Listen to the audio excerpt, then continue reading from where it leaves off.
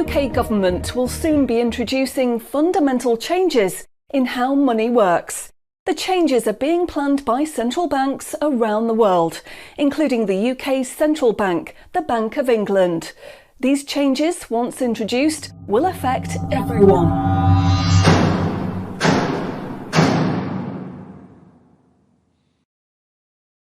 So, what are these changes really about?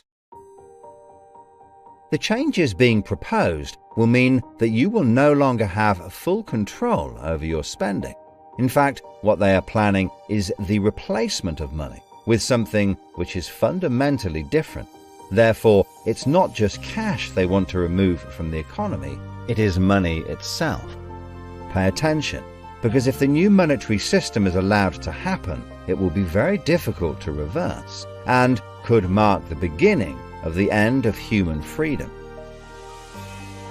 In order to explain the changes that are being planned right now for your tomorrow, let's explain a little bit about how your money works today.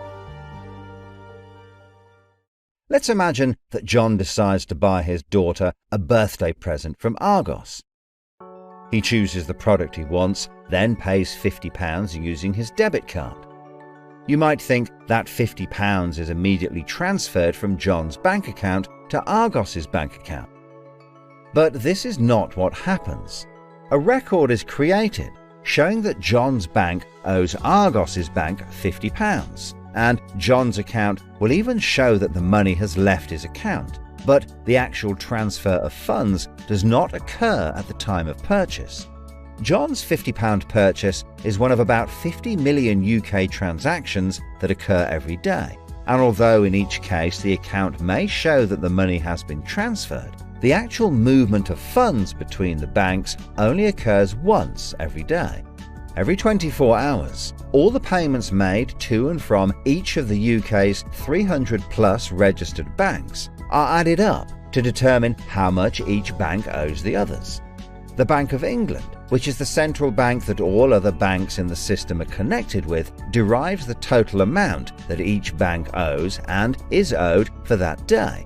The Bank of England then intermediates and exchanges funds between all the other banks. So the Bank of England does not know anything about John or the £50 he spent on his daughter. John's money is just a tiny part of a huge transfer of funds.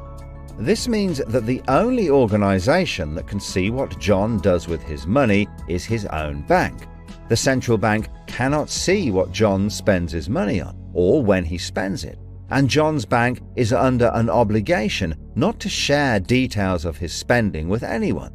This means that, rightly, there is a good degree of anonymity and privacy over what John decides to spend his money on. This, in turn, means that a government or central authority, such as the Bank of England, cannot directly restrict John when he uses his debit card, because it has no visibility of what John is doing with his money.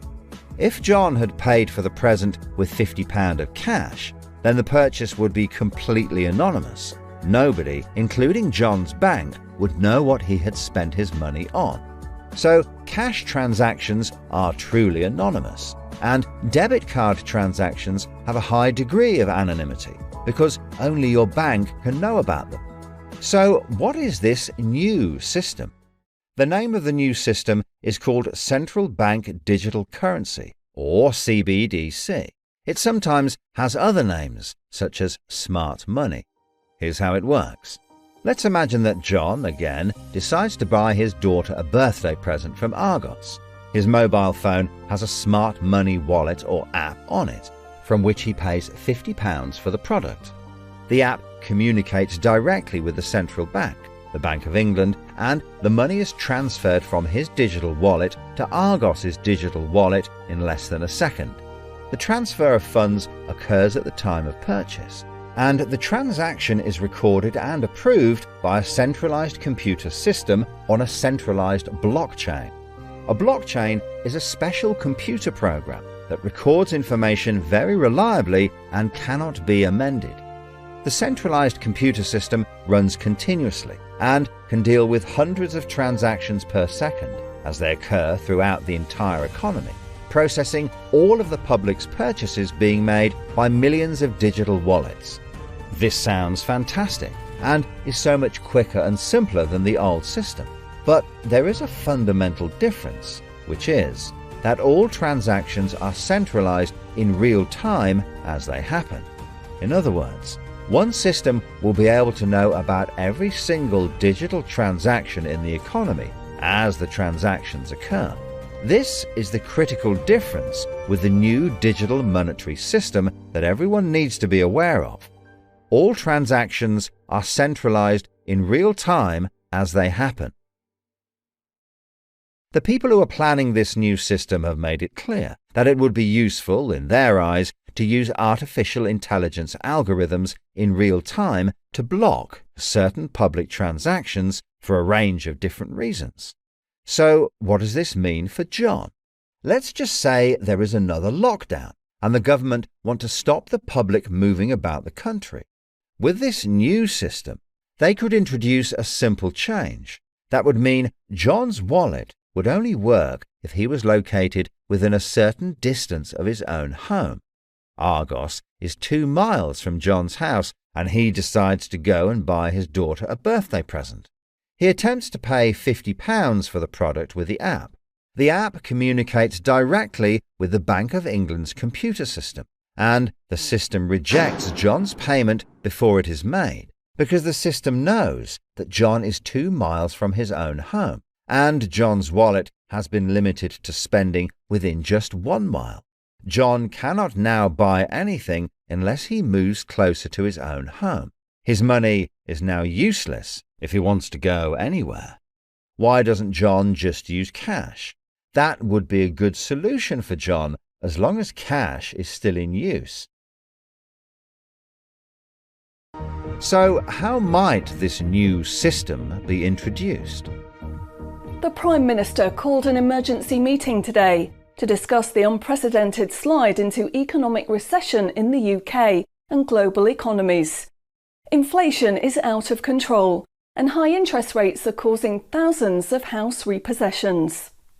All cash points and over-the-counter cash services are now frozen, and millions of people face losing their life savings as a number of high street banks are declared insolvent. The government and the Bank of England are accelerating the introduction of a new central bank digital currency, which all bank customers in the UK will be able to receive in exchange for their existing money, which in many cases is now unobtainable from their bank accounts. The government say that the new digital money will help the economy recover from recession and will be used to bail out public and corporate money currently held in millions of bank accounts by banks that are at the point of collapse.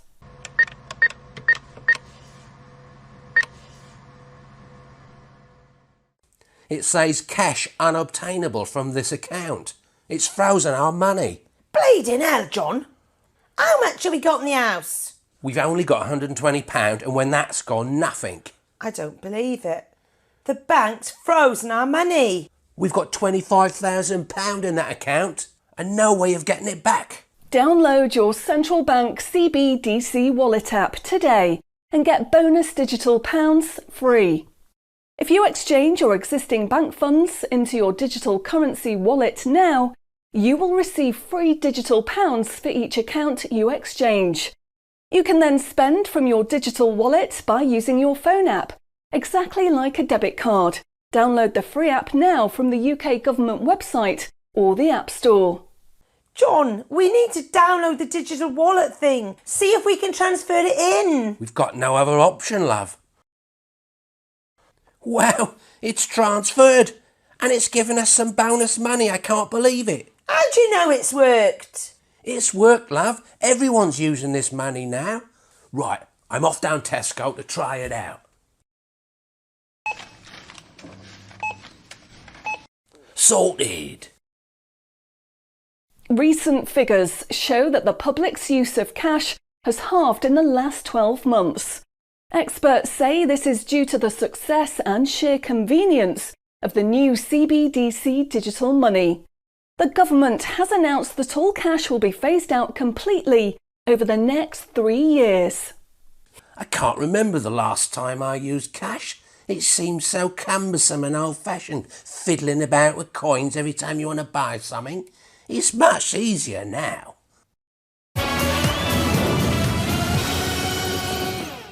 Have you seen the remote control, love? Look what I found. Remember these? What are you going to do with that? Well, I don't know. Look, why don't we keep it? I'll put it in a picture frame. My name's Charlie. Recent data from the annual Climate Change Conference has revealed that only a drastic reduction in fossil fuel use will help protect against climate change. The government has announced limits on petrol and diesel use for all individuals in the UK, which will be enforced using smart money. Each wallet will be limited to a purchase of 15 litres per week, after which the wallet will be prevented from making any further purchases in that week. Ah, bollocks.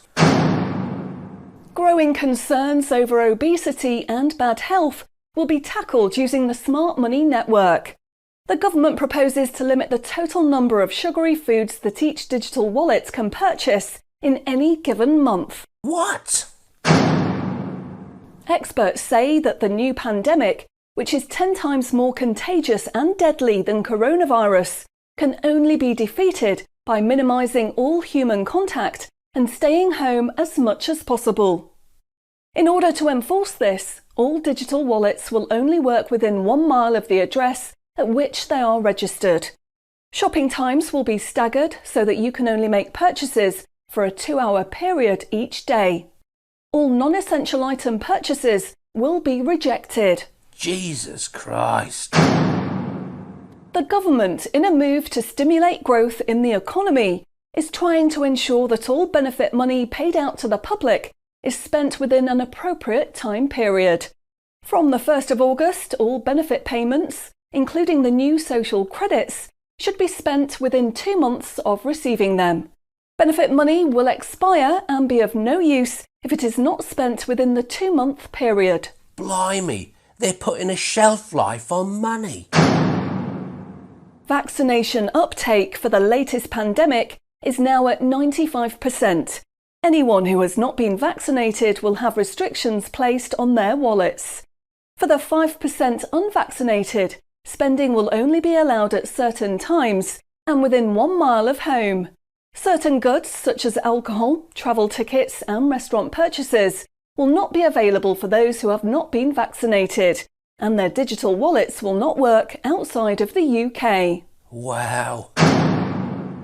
Concerns are growing over people who grow and supply their own food outside of government-approved companies. The government will be restricting the purchase of all seeds and other farming products for anyone that is not a registered farmer. What are they doing that for? The government is trying to reduce the amount of red meat people eat in their diet for environmental and health reasons. Digital wallets will only be allowed to purchase 8 ounces of red meat per week. How much is 8 ounces? In order to protect the environment, the government is introducing limitations on the amount each wallet will be able to spend on the following products: aerosol cans, single-use plastics, coal, meat, chocolate, fish and coffee. What about fags? In a move to encourage good behaviour, the government is awarding digital currency direct to your wallet if you report on anyone breaking lockdown rules or report on individuals expressing extremist views. Anyone deemed to be expressing extremist views may in turn have restrictions placed on their wallets. What's that mean, extremist views? If you give up your cash, you will give up freedom for yourself, and you will give up the freedom of generations to come. It's not the convenience of the new money that is important. What is important is the fact that centralised administration of smart money could be used to control every aspect of your life. Say yes to keeping cash and say no to centrally controlled smart money. What they are going to propose is not money, it is a social control system. Please spread this message.